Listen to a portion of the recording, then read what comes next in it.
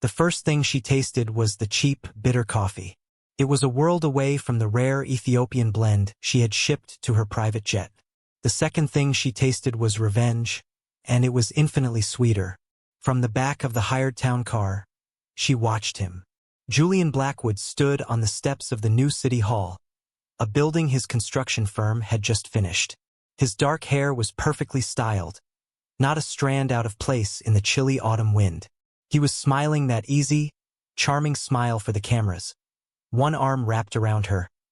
Chloe, the woman he'd left her for, the woman he'd framed her for. 5 years. They had taken 5 years of her life. 5 years of cold, gray walls, of being a number, of listening to the clang of steel doors that locked away her freedom. All because Julian needed a scapegoat for his crumbling company. All because he thought his quiet, unassuming wife, Lena, was too weak to fight back. He had no idea. He had sent Lena Blackwood to prison. But he was about to meet Sloane Sterling. Before we dive in, take a moment to drop a comment.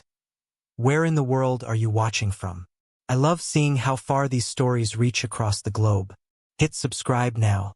A new one's coming tomorrow, so don't miss it. Let's continue. Her driver, a stoic man named Arthur who knew more about her than almost anyone, glanced in the rearview mirror. The jet is ready, ma'am. The board is waiting for your call at 3 p.m. sharp. Sloane didn't look away from the window. Her eyes, a sharp, icy green that had once been warm, were fixed on her ex-husband. She wore a simple, severe black coat, her auburn hair pulled back in a sleek ponytail. No jewelry. Nothing that would draw attention. Not yet. Let them wait, she said, her voice calm. It was a voice that had learned its power in silence, in the quiet observation of a prison yard. A voice that now commanded a global tech empire, Ethelgard Holdings, from the shadows. She watched as Julian kissed Chloe's cheek, the picture of a successful, devoted husband. Rage, hot and sharp, twisted in her gut. She remembered the last time she'd seen him smile like that. It was the day he'd stood in a different courtroom and pointed a finger at her, his voice cracking with fake emotion as he told the jury how his poor, misguided wife had embezzled millions to cover debts from a failed business she'd never started. She had been too shocked to speak then, too broken. She'd trusted him, loved him. She'd signed whatever papers he put in front of her, too blinded by love to see the traps he was laying. Never again, she thought, the words a cold, hard stone in her heart. Never again will anyone have that power over me. On the courthouse steps, Julian's phone rang. He frowned, pulling it from his pocket. His smile vanished. The color drained from his perfectly tanned face. The camera flashes seemed to annoy him now, and he turned away from the reporters, his free hand gesturing wildly. Sloane allowed herself a small, thin smile. That would be the call. The call from his bank, informing him that his multimillion-dollar line of credit had just been called in. Immediately, all of it. She had spent the last 3 years, since her early release for good behavior, a behavior she'd paid a small fortune to fabricate, slowly and quietly acquiring his debt. She'd bought it through shell companies, through foreign holdings, through a web of financial entities so complex even the best accountants would need years to untangle it. She owned the paper on his life. His company, Blackwood Construction, his new mansion, his cars. It was all built on a foundation of sand, and she was the coming tide. "Arthur," she said softly, "let's go." As the car pulled away from the curb, she took one last look at Julian, who was now shouting into his phone, his perfect world cracking apart in public view. This was only the beginning, a single, sharp tug on a thread that would unravel his entire world. But first she had to go home, a home he didn't know existed. The private jet was a sanctuary of white leather and polished walnut. As it climbed above the clouds, leaving the city, and Julian behind, Sloane finally let her shoulders relax a fraction. She walked to the bedroom in the back, locking the door. She shrugged off the cheap black coat, letting it fall to the floor. Underneath, she wore a simple silk t-shirt and trousers. But her hands went to the neckline of the shirt. With a sharp tug, she pulled it away from her skin. Underneath, nestled against her sternum, was a thin, silver key on a delicate chain. Her freedom, her power. It was the key to a safe deposit box in Zurich. The one that held the original documents proving her identity as Sloane Sterling, the majority shareholder of Ethelgard. The identity she had hidden from Julian from the very beginning.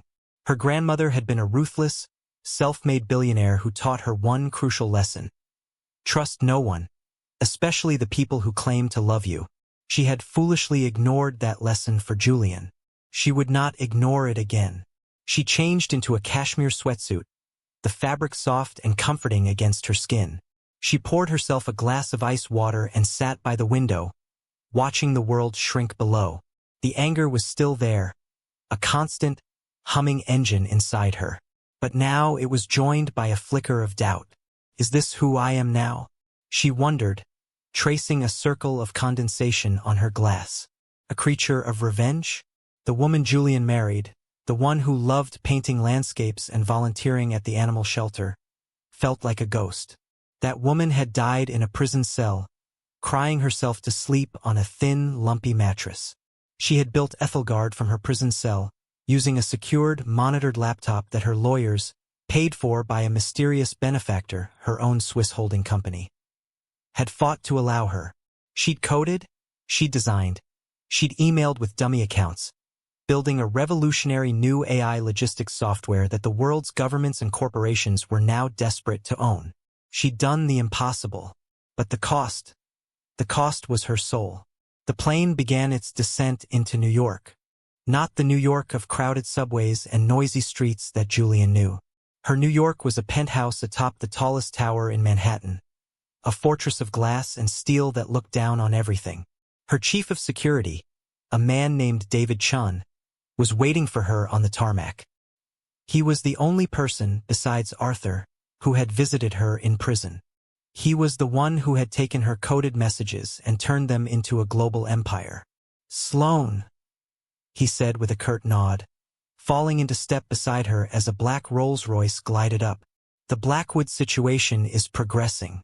His stock is down 18% since the market got wind of his liquidity crisis. The vultures are circling. Good, she said, sliding into the car. Let them pick at the bones. I want the whole skeleton. David got in beside her. He was a man of few words, but his loyalty was absolute. There's something else.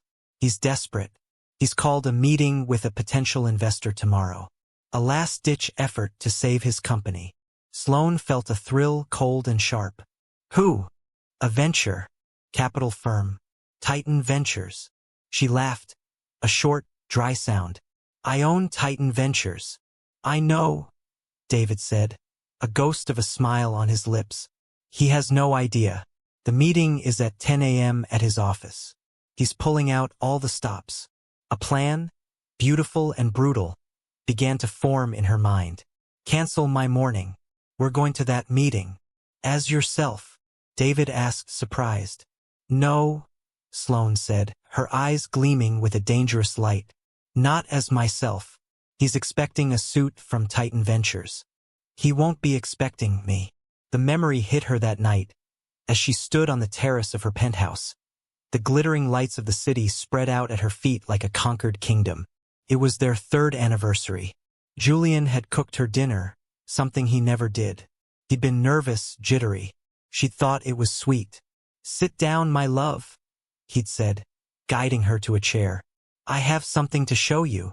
He'd spread the papers out on the table. Financial documents, company reports. It looked like gibberish to her. The company, we're in a bit of a tight spot, he'd admitted, running a hand through his hair. But it's nothing we can't handle. I just need your help. I need you to sign these. It's just a formality. A loan using our shared assets as collateral. It'll show the board we're a united front. She'd looked at his pleading, handsome face.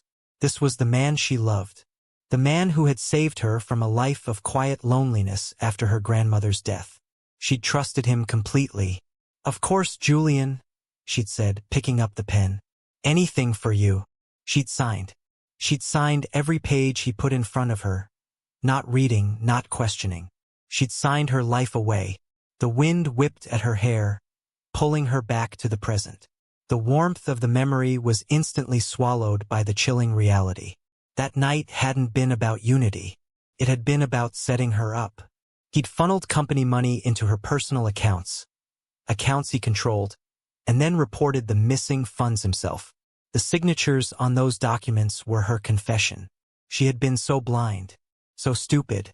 For all her grandmother's lessons, for all her innate genius with code and business, she had been a fool for love. Well, she thought, her knuckles turning white as she gripped the railing. The fool is dead, and the bitch is back. The next morning, she dressed for war. She chose a sharply tailored, dove-gray pantsuit from a designer Julian could never afford. Her hair was down, sleek and shiny. She wore minimal makeup, but her eyes were lined and sharp. She looked every inch the billionaire CEO she was. A far cry from the frumpy, heartbroken woman he'd last seen in a prison jumpsuit. She didn't take the roles. She took a more anonymous car with David driving. They pulled into the underground garage of Blackwood Construction. Her heart was pounding, a drumbeat of fury and anticipation. She walked through the lobby, a place she'd only ever seen as Julian's doting wife, holding his arm. Now she was a stranger, powerful one. No one recognized her. They saw a confident, formidable woman, and they parted for her. She didn't stop at the reception desk. She and David walked straight to the bank of elevators leading to the executive floor. As the elevator doors pinged open on the plush, carpeted hallway, she saw Julian's assistant, a young man she didn't recognize. "Can I help you?" the assistant asked, looking flustered. "Sloane Sterling," she said, her voice cool and steady. "I'm here for my 10 o'clock with Mr. Blackwood." The assistant's eyes widened. He'd been expecting a stuffy, middle-aged banker, not her. "Oh, of course, Ms. Sterling. Right this way. He's just finishing up a call." He led them to the large, oak-paneled doors of Julian's office. The doors were slightly ajar. She could hear his voice, strained and angry. "I don't care what you have to do. Just fix it," he was yelling. "Sell the yacht, the art. I don't care. This deal with Titan Ventures has to go through. It's my only chance." The assistant knocked gently and pushed the door open. "Mr. Blackwood, your 10 o'clock is here. Ms. Sterling from Titan Ventures." Julian was standing with his back to the door, looking out the window at the city. He turned around, a practiced, desperate smile already plastered on his face. "Ms. Sterling, thank you so much for coming on such short," he began. The words died in his throat. His eyes met hers. The smile melted away, replaced by a wave of confusion, then dawning horror. His face went pale. His jaw went slack. He looked like he'd seen a ghost. Her ghost. He stared, his brain trying to process the impossible image in front of him. His ex-wife, the one he'd sent to rot in prison, standing in his office, dressed like a queen, looking at him with an expression of pure, icy calm. Sloane took a single step forward, allowing a slow, cold smile to touch her lips. The silence in the room was deafening. "Hello, Julian," she said, her voice soft but carrying like a shard of glass. "Surprised to see me?" The silence in Julian Blackwood's office was so profound Sloane could hear the faint hum of the air conditioning. She watched, a predator savoring the moment, as the blood drained from Julian's face. His mouth opened and closed, but no sound came out. He looked from her to David Chen, then back to her, his mind visibly short-circuiting. "Elena?" he finally stammered, the name a choked whisper. It was the name of the woman he'd created, the woman he'd broken. "It's Sloane," she corrected, her voice still soft, still deadly. "Sloane Sterling. I believe we have a meeting about your company's financial future." She didn't wait for an invitation. She walked past him, her heels sinking into the plush Persian rug he'd once bragged about buying at auction. She chose the largest leather chair facing his desk and sat, crossing her legs. David remained standing near the door, a silent, imposing sentinel. Julian was still rooted to the spot. This is some kind of joke, a trick. He found his anger a weak, flailing thing. "You're supposed to be in," In prison. Sloane finished for him, arching a single, perfectly shaped brow. I was released. For good behavior. You of all people should know how convincing good behavior can be. She let the words hang in the air, a direct reference to the performance he'd given in court. He finally moved, stumbling towards his desk as if it were a lifeline. He collapsed into his high-backed chair, his eyes never leaving her face. What are you doing here? What do you want? I told you. I represent Titan Ventures. We're considering investing in Blackwood Construction. She leaned forward slightly, her gaze sweeping over the opulent office. The mahogany bookshelves, the abstract art that cost more than a house, the framed photos of him and Chloe on a sailboat. Though, given the current state of your finances, salvaging might be a better word than investing. The mention of his finances jolted him back to reality. The desperate phone call, the called-in loans. His eyes narrowed, a flicker of his old cunning returning. You're behind this. The credit line. That was you. Sloane said nothing. She simply smiled. Rage, hot and sudden, contorted his features. You bitch. You think you can walk in here and destroy what I've built? After what you did. After you stole from me. The audacity of the lie was breathtaking. It ignited the fury she kept on a tight leash. He still believes his own story, she realized. Or he's just that good of a liar. We both know what I did, Julian, she said, her voice dropping, losing its cool edge for a moment, becoming raw. I trusted you. I loved you. And you used that to throw me to the wolves. She gestured around the room. You built all of this on my back. On my 5 years. You have no proof of anything, he spat, his fists clenching on the desk. I don't need proof for a business decision, she countered, her composure returning, ice quenching the fire. All I need are the numbers. And your numbers are a disaster. Your biggest project, the North Shore development, is over budget and behind schedule. The city is threatening to pull the contract. You have creditors knocking at your door. Titan Ventures is your last hope. She saw the truth of her words hit him like physical blows. He was cornered, and he knew it. The bravado deflated, replaced by a panicked calculation. He needed her money, the money of the woman he'd ruined. What are your terms? He asked, the question dragged out of him. Sloane reached into the slim leather portfolio she carried and slid a single sheet of paper across the vast expanse of his desk. This is a preliminary offer. We'll cover all your immediate debts and fund the North Shore completion. In return, Titan Ventures takes a 51% controlling stake in Blackwood Construction. Julian snatched the paper, his eyes scanning the figures. He looked up, aghast. 51%? This isn't an investment. It's a takeover. You'd own my company. It would be our company, Sloane corrected smoothly. And frankly, Julian, without this, you won't have a company by the end of the month. You'll be bankrupt. Your assets, this office, your house, that lovely sailboat, will be seized. She paused, letting the image of his ruined life sink in. This offer is a lifeline, a rather generous one, considering. He stared at her, true hatred burning in his eyes now. He saw the trap, but he couldn't see a way out. He was desperate. She could see the war inside him, his pride versus his survival instinct. I need to talk to my lawyers. My board, he said weakly. Of course, Sloane said, rising gracefully from her chair. You have 24 hours. The offer expires at 10 a.m. tomorrow. She walked to the door where David stood. She stopped, turning back for one final look. It was interesting seeing you again, Julian. Prison changes a person. I wonder how bankruptcy will change you. She didn't wait for a response. She and David walked out, leaving Julian Blackwood sitting alone in his crumbling empire, the ghost of his past now holding his future in her hands. The moment the elevator doors closed, the calm mask Sloane wore shattered. She leaned against the wall, her hands trembling.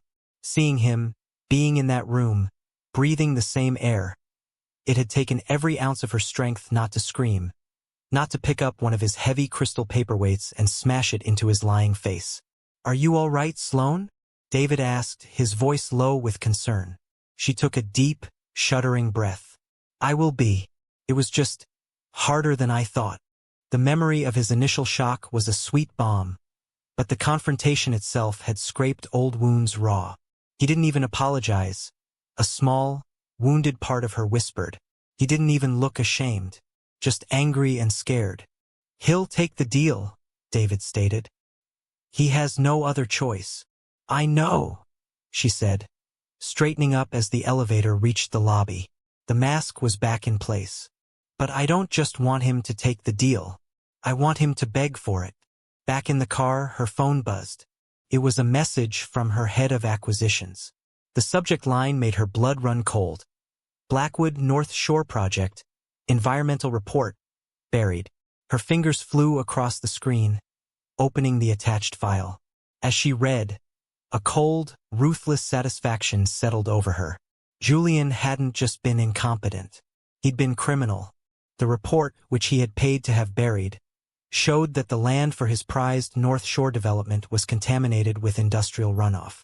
Building on it without a massively expensive, time-consuming cleanup was illegal. He'd known, and he'd hidden it, forging permits and environmental waivers. This wasn't just a failing company. This was a ticking time bomb. When it went public, he wouldn't just face bankruptcy. He would face criminal charges. Real ones. A new, more devastating plan began to form. She wouldn't just take his company. She would make him destroy himself with it. That evening, as she reviewed the damning report in her study, an unexpected call came through her private line. The number made her freeze. It was Chloe's mother, Eleanor, a kind, older woman who had always been nice to her when she was Lena, a woman who had no idea what her son-in-law had done. Curiosity warring with caution, Sloane answered. Eleanor. Lena? Oh, my dear, is it really you? Eleanor's voice was warm but strained. I heard from a friend they saw you released. I'm so glad you're out. I never believed it, you know. What they said you did. Sloane's throat tightened. This small, unexpected kindness was somehow more painful than Julian's hatred. Thank you, Eleanor. That means a lot. There was a pause. I'm calling because I'm worried about Chloe. Her voice dropped to a whisper. Julian, he's not the man we thought he was. The money is gone. He's become so angry. The way he talks to her, I'm scared for her. I know it's not your problem, but I didn't know who else to talk to. Sloane sat back, stunned. Chloe, the other woman, the one she'd blamed, hated. But was she just another one of Julian's victims? Another woman being lied to and used? A sliver of doubt pierced her heart of revenge. Did Chloe know the truth about the embezzlement? Was she complicit? Or was she living in the same beautiful, gilded cage Sloane had once inhabited? I'm sorry to hear that, Eleanor, Sloane said carefully. I can't get involved. But tell Chloe to be careful. She ended the call, her mind reeling. The game had just become more complicated. She had the weapon to destroy Julian, but using it could also destroy an innocent woman caught in the crossfire. She looked at the environmental report on her screen, then out at the glittering city. She had the power to crush him. But now a new question haunted her. How much collateral damage am I willing to cause? The phone trembled in her hand as she made her next decision. She would meet Chloe. She had to look her in the eye and see if she was a villain or a victim. She typed a message to a private investigator. Find out everything you can about Chloe Blackwood. Her finances, her friends, her state of mind. I need to know if she knew. The reply was almost instant. Already on it. One more thing you should know. She's pregnant. Sloane dropped the phone. Clattered onto the marble floor. Pregnant. Julian was going to be a father. He was building a new family on the ashes of the one he'd destroyed. And she was standing in the ruins, ready to burn it all down. The ghost in his office was now a specter at his door, and she held a secret that could shatter his world in an entirely new way. But as she looked at the cracked screen of her phone, Sloane Sterling wasn't sure if she was holding a weapon or a curse. News of Chloe's pregnancy echoed in the silent, vast space of Sloane's penthouse. It was a variable she had not anticipated, a human complication in her clean, mathematical plan of revenge. A baby, an innocent life, soon to be entangled in the wreckage she was so carefully orchestrating. For a long time, she just stood there, the damning environmental report forgotten on her screen. The image of Julian, smiling with his hand on Chloe's flat stomach for the cameras, flashed in her mind. It was the future he had stolen from her. The future she was now poised to poison. He doesn't deserve it. The angry, scarred part of her screamed. He doesn't deserve any of it. But the part of her that remembered reading storybooks to imaginary children in her prison cell, the part that still ached with a hollow, maternal grief, whispered a treacherous thought. Does the baby? Shaking her head, she pushed the sentiment aside. Sentiment was what had landed her in prison. Sentiment was a weakness Julian had exploited. She couldn't afford it now. She had to know what Chloe knew. The private investigator's full report arrived an hour later. Sloane pored over it, looking for the truth in the dry lines of text. Chloe came from old, modest money now mostly gone. She was a former art gallery assistant, 28 years old to Julian's 40. The financial analysis was clear. Julian controlled everything. Her accounts were generous allowances, her credit cards were all under his name. She was financially a pampered prisoner. There were photos, too. Chloe leaving a high-end prenatal yoga class, her face drawn and tired. Chloe sitting alone in a cafe, staring out the window, not touching her tea. She didn't look like a triumphant homewrecker. She looked lonely. She looked scared. Eleanor's words came back to her. I'm scared for her. A plan, dangerous and unorthodox, took shape. She couldn't confront Julian again, not yet. The power play in his office had been necessary, but this required a subtler touch. She needed to see the enemy's camp from the inside. She needed to see Chloe. The opportunity came sooner than expected. David informed her that Julian, in a desperate attempt to project normalcy and success, was throwing a lavish, groundbreaking gala for the North Shore development in 2 days. It was the perfect theater. I need an invitation, Sloane said. David didn't question it. It will be done. The night of the gala, Sloane dressed not as a corporate raider, but as a ghost. She chose a gown of liquid silver, a color that shimmered and changed in the light, reminiscent of handcuffs. It was stark, severe, and breathtakingly expensive. She wore her grandmother's diamonds at her ears and throat, not for their beauty, but for their weight, a reminder of the legacy of strength she had once forsaken. She looked like a queen returning to a kingdom that had forgotten her, which was precisely the point. The gala was held at the Museum of Modern Art, a space Julian had rented to impress the city's elite. As Sloane glided through the crowd on David's arm, a hush fell in her wake. Whispers rippled through the room. People recognized her or thought they did. They saw the woman from Julian's past, but transformed, radiant with a cold, formidable power. They saw the CEO of Titan Ventures, the woman who held Julian's fate in her hands. The combination was electrifying. She saw Julian across the room, frozen mid-conversation, a champagne flute dangling from his fingers. His face was a mask of pure panic. Chloe stood beside him, beautiful in a soft pink gown, her hand resting lightly on his arm. She followed Julian's horrified gaze and saw Sloane. Confusion, then dawning recognition, then fear flickered across her delicate features. Good, Sloane thought. Let them both be afraid. She didn't approach them. Instead, she moved through the room, a shark circling its prey. She greeted people she knew, smiled at those who stared, all the while keeping Julian and Chloe in her peripheral vision. She could feel the tension radiating from them. An hour into the evening, she found her moment. Chloe had broken away from Julian, heading towards the restroom, looking pale and unsteady. Sloane gave her a minute, then followed. The women's lounge was an oasis of calm marble and soft lighting. Chloe was standing at one of the sinks, gripping the porcelain basin, her head bowed. She looked up as Sloane entered, and her eyes widened in terror. Please, Chloe whispered, taking a step back. Don't. Sloane stopped, leaning against the doorframe, blocking the exit. She said nothing, just studied the younger woman. The fear in her eyes was real. It wasn't the fear of a guilty person caught, but the fear of a cornered animal. "He told me you were unstable," Chloe blurted out, her voice trembling. "He said you were obsessed with him, that you were here to hurt us." "And you believe him?" Sloane asked, her voice quiet and even. "I don't know what to believe anymore." The words burst out of her, choked with emotion. "The money is gone. He's angry all the time. He says it's the stress of the business, but he's different. The man I married, he's just gone." Sloane saw her opening, a tiny hairline crack in the perfect facade of Julian's life. She took a careful step forward. "The man you married," Sloane repeated softly. "Did he tell you he loved baking sourdough on Sundays? That he was terrified of bees? That he cried at the end of that old space movie? Every single time." Chloe stared, her breath catching. She gave a tiny, helpless nod.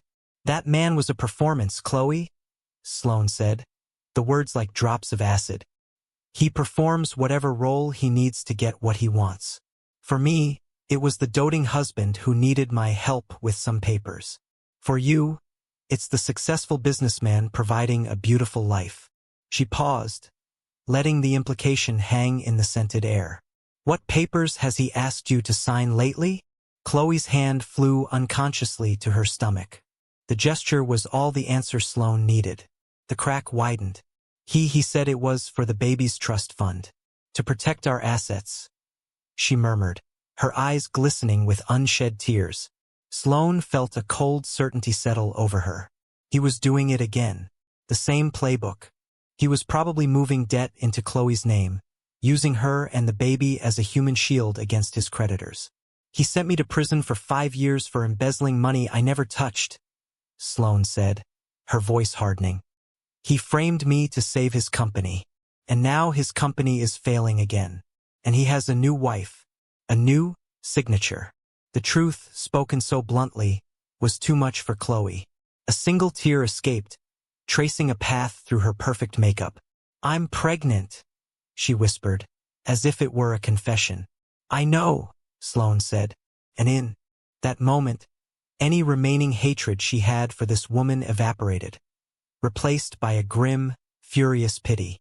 Chloe wasn't the other woman. She was the next victim. Before Sloane could say more, the lounge door swung open. Julian stood there, his face a thundercloud of rage. He looked from Chloe's tear-streaked face to Sloane's calm, triumphant one. "Get away from my wife," he snarled, stepping between them. Sloane didn't flinch. She met his gaze, a small, cold smile playing on her lips. "We were just having a chat about family, Julian. About trust. About all the things you so easily break." He grabbed Chloe's arm, his grip visibly tight. "We're leaving." As he pulled a stunned Chloe from the room, he turned back for a final, venomous look at Sloane. "You'll regret this. I'll destroy you." The door swung shut, leaving Sloane alone in the sudden quiet. The confrontation had been a success. She had planted the seed of doubt in Chloe's mind. She had seen the true, ugly face of Julian's desperation. But as she looked at her own reflection in the mirror, a powerful, avenging angel in a gown of silver, the victory felt hollow. She had looked into the eyes of a scared, pregnant woman and seen her own past reflection. She had confirmed that Chloe was just another pawn in Julian's game. The path to revenge was now clear, but it was also stained with the tears of an innocent. She had the environmental report. She had Chloe's growing doubt. She had Julian backed into a corner. It was time to spring the trap.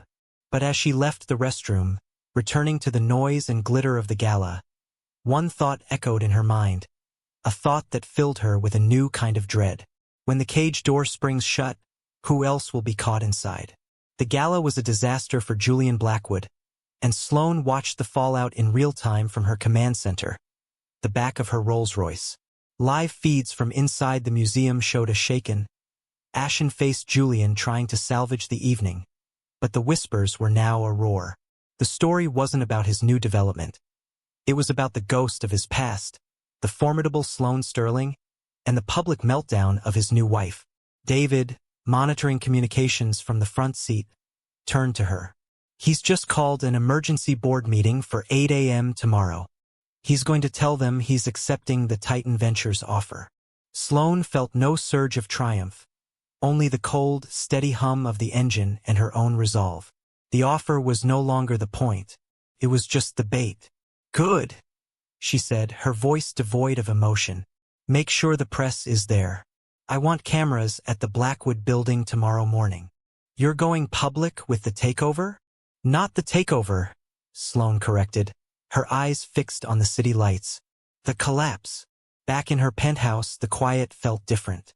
It was no longer a sanctuary, but a war room. The damning environmental report glowed on her screen, a weapon of mass destruction. But the memory of Chloe's terrified, tear-streaked face was a persistent, complicating shadow. She had to move fast. Before Julian could sign anything, before he could spin the narrative, she had to bring the entire corrupt structure down on his head. And she had to give Chloe a chance to get out. It was a risk, a huge one.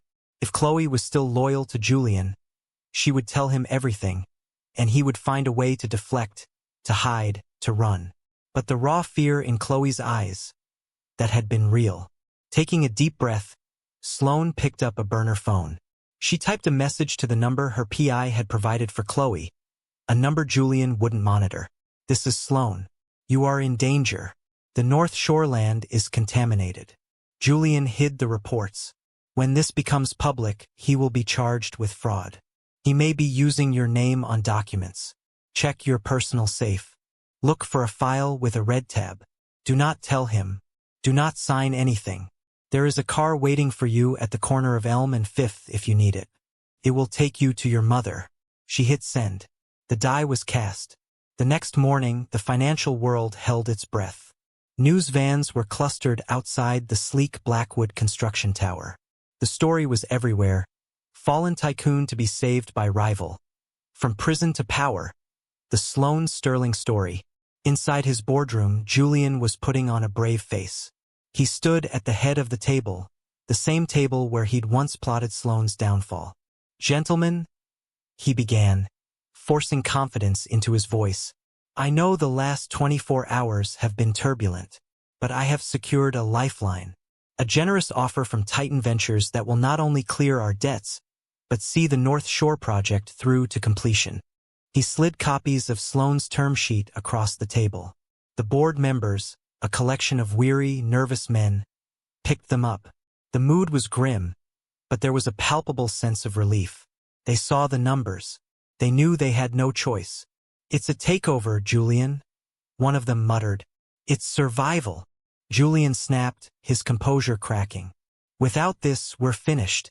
Now, I need you to. The boardroom door burst open. His executive assistant stood there, her face pale. Mr. Blackwood. The press, On the large screen mounted on the wall, tuned to a financial news network, the banner headline changed. Breaking. Blackwood North Shore site deemed environmental hazard. Forged permits alleged. Julian's world stopped. The air left his lungs. He watched, paralyzed, as a news anchor solemnly detailed the buried environmental report. The forged documents, the massive intentional fraud. They had copies. They had everything. How? He whispered. Then, the camera feed cut to the lobby of his own building. And there she was. Sloane Sterling, surrounded by reporters. A picture of cool, ruthless justice. A takeover was never my intention, Sloane said, her voice clear and firm through the speakers. My intention was to expose the truth. Julian Blackwood is not just a failing businessman. He is a criminal who knowingly endangered public health and deceived this city for profit. The offer from Titan Ventures is hereby withdrawn. In the boardroom, chaos erupted. Board members were on their feet, shouting, throwing the term sheets back at Julian. His phone started ringing over and over, lawyers, the city, the SEC. It was over. In a single, devastating moment, she had taken everything. His company, his reputation, his future. He was staring at financial ruin and prison. But the final, most personal blow was yet to come. His phone buzzed with a different tone. A notification from his home security system. He pulled it out, his hands shaking so badly he could barely hold it. It was a notification for the personal safe in his study. Safe door left open. And then, a text from Chloe. A simple, devastating sentence. I know what you did to her. I know what you were going to do to me. I took the file. I'm gone. Julian Blackwood didn't hear the board members resigning. He didn't hear the reporters storming the hallway. He stood alone in the center of the crumbling empire he had built on lies, the screens flashing his ruin, the ghost of his past having finally, completely, obliterated his future. He had lost it. All, his company, his wife, his freedom. He had nothing. And standing in the lobby below, surrounded by the flashing lights of her victory, Sloane Sterling finally allowed herself to feel it. Not joy, not happiness, but a profound, echoing silence. The debt had been paid. The score had been settled. The revenge was complete. Julian Blackwood had lost everything. But as she turned to walk away, a single, unsettling thought whispered through the silence. Now what? 6 months later, the world had moved on. Julian Blackwood's trial was a media spectacle that ended with a swift and brutal conviction. Sentenced to 12 years in a federal penitentiary, he was led away in handcuffs, a fallen king. His assets were liquidated, his company dissolved. The name Blackwood became synonymous with corruption. Sloane Sterling was hailed as a hero, a victim who had become a victor, a symbol of resilience and ruthless justice. Valkyrie Industries, the parent company of Ethelgard, saw its stock soar. She was on the cover of magazines, celebrated in boardrooms, feared by her rivals. She stood on the terrace of her penthouse, the same spot where she had once plotted his downfall. The city glittered, a kingdom she now unquestionably ruled. She had everything she thought she wanted. The power, the safety, the vindication.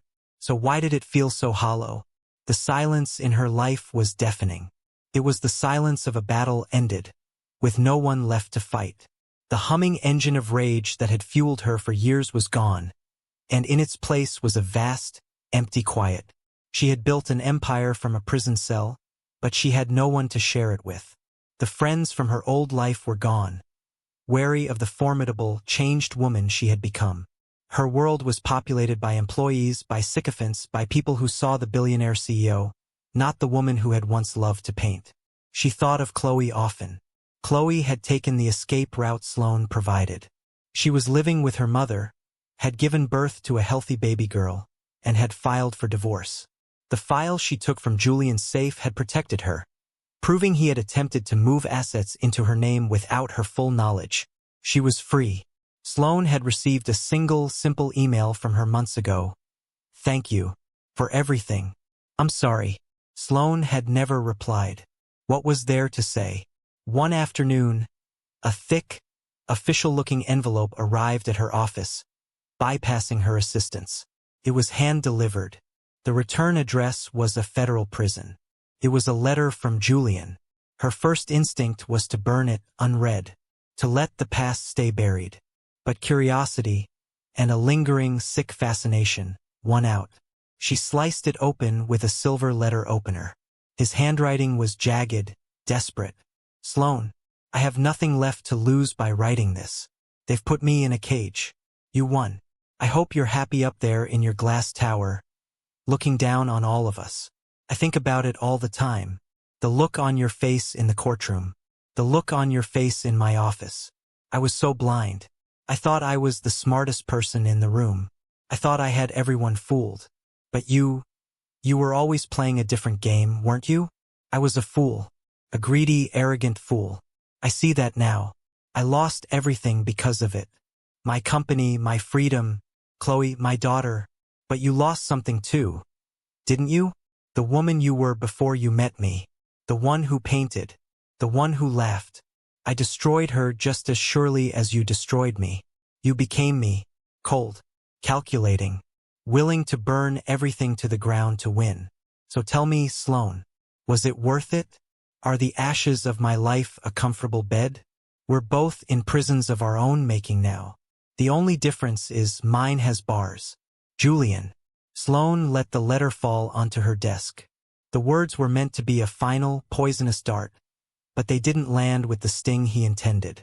Instead, they echoed in the hollow space inside her, giving voice to the emptiness she had been feeling for months. You became me. Had she? In her quest for justice, had she shed her own humanity? She had used Chloe as a pawn, however kindly. She had orchestrated a man's total destruction with cold, clinical precision. She had enjoyed it. She walked to the window, placing her palm against the cool, unbreakable glass.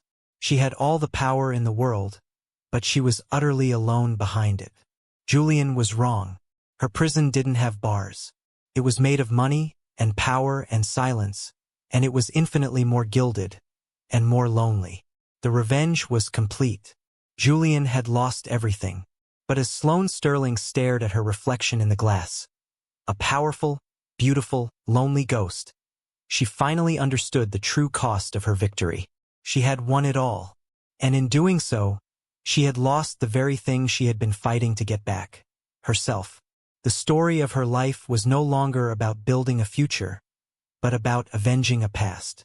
And now that the past was settled, what was left?